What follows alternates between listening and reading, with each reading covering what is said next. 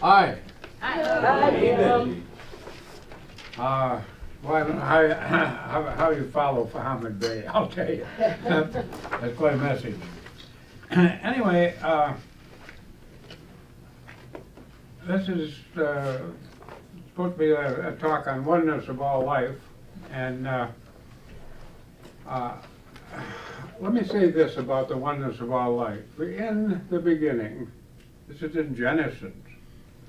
In the beginning, there was God. And everything emanated from God. The positive and the negative. Everything. So, everything is part of God. Everything came from God. It's like an ocean. I like the ocean thing. It's like an ocean. In the ocean, we have the outer shell of the ocean. And as we understand God, there is no outer shell, but the way that I would explain it is that God is everything in the ocean. And what you are and I am is a particle within that ocean. We're one of the fish, or we're one of the plants, or we could be part of that wave, whatever it is. We are part of that. And so everything is God. There's nothing that isn't. Good, bad, and indifferent. And I'm going to read a little something here that includes both the positive and the negative. And then I'm going to open it up and try to explain, if I can, answer some of the questions that you might have. And I will, I'm thinking of the Super Bowl. and everybody wants to watch some of the Super Bowl tonight. And a little personal incident that happened many, many, many years ago. I was probably about 12 years old. And we were up on the Pere Marquette River at this old rollway that was used by the lumber companies to roll logs down into the river. And a bunch of us as Boy Scouts were camping.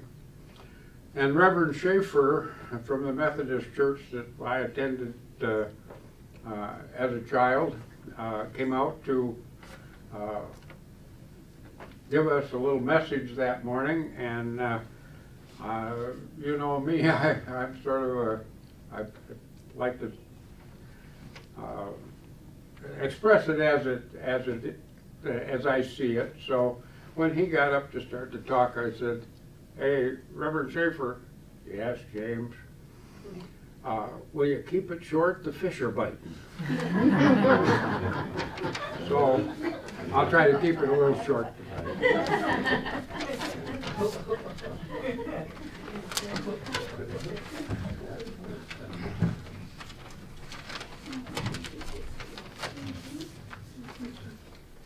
I wrote this originally because I have a friend who is convinced that there is no God. And I wrote this to give to him.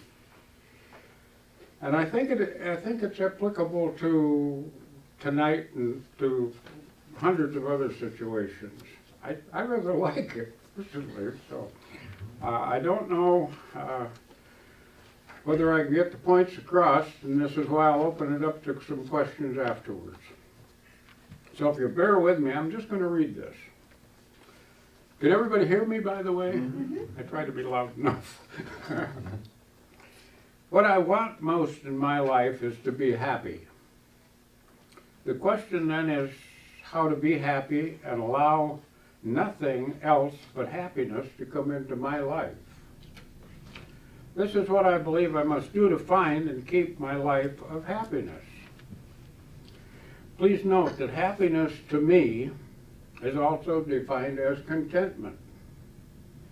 And this is my view. Forgiveness is the key to happiness. The result of forgiveness is contentment and happiness. Forgiveness is a personal thing that only I am in charge of. This is because only I can make up my mind and decide to not do or to do whatever it is that is on my mind to do. No other person can forgive for me, and I cannot forgive for anyone else. It's like a universal law. My forgiving of everything equals my happiness and my contentment. Whatever happens in the world happens. I cannot control the happenings of the world, but I do have control of my view of the events. Decisions regarding how I view and react to an event are mine and mine alone to make. Because I believe that contentment and happiness are and should be a part of the results of everything I do, my response must include expectations that result in manifesting contentment and happiness. In order not to become emotionally involved in events taking place, I view this world as a school. The things that happen present learning situations for the persons involved in them. Without the situation being in their lives of these persons, having the experience, the learning could and would not be possible. Some of our school lessons will be positive and others from a negative point of view. The lessons will always present the best possible ways for those having the experience to learn. The results are the lessons are learned in the best way and the least amount of time. Viewing the past and the present and the future, the past is gone.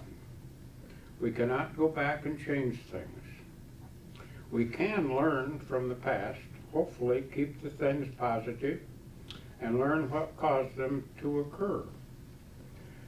Hopefully leave the emotions that negativity generates in the past also. The emotions are the energy that gives thoughts the power to manifest and influences your life. The future is created in the present. You manifest what you think. It is powered by the emotions attached to the thought. By controlling your thoughts with the knowledge that they are constantly creating your future, you may experience the future you desire. You do this by thinking, I'll back up. By thinking destructive happenings, you create destructive happenings. By thinking love and constructive happenings, they will be what you create. Your future is your creation and will reflect your desires. Thank you.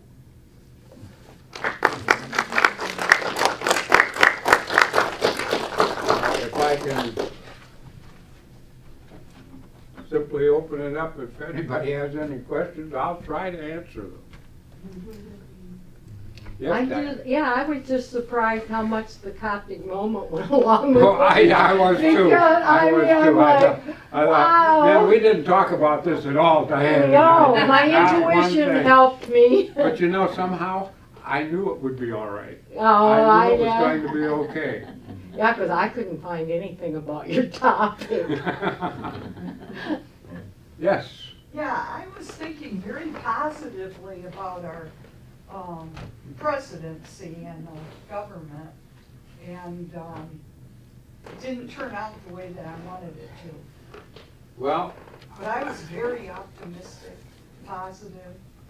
I think, as I mentioned in my little talk here, the lessons aren't necessarily, there are lessons in it for you, and there's lessons in it for me.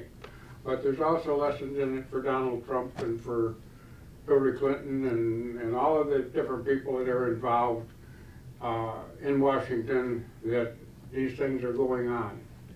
And some will be negative and some will be positive, but they're supposed to be, because they're learning from them and we're learning from them. And I do have the faith that things are going to turn out somehow the way they are supposed to, and lead to the next step that will benefit everybody. And I think this is why we had the change that we had, and whether you voted for one of them or voted for the other, or what you happen to view them, if you can learn, if we can view what we consider negative results as something that somebody had to have that result in order to to learn the next step. But thinking in terms that we create our own future, always creating our own future, minute by minute, day by day, then we take those things that we learned, the stuff that is bad. We don't want to repeat that. So hopefully we don't fixate on that and never get past it. We say, okay, I learned something from it, and bingo, I'm going to take this path instead of the one that I might have taken if I hadn't had that experience. Thank you. Yes. If your emotions are manifesting your future, what do you say to check yourself in the here and now? I say personally that I will do nothing and think nothing that I do not look at as constructive thoughts. Love. What is love to you? And run your thoughts through the filter of love as you make decisions to go forward. That's worked for me. That's good. That's good Anybody else? I thank you. God bless. And I hope your team wins the Super Bowl.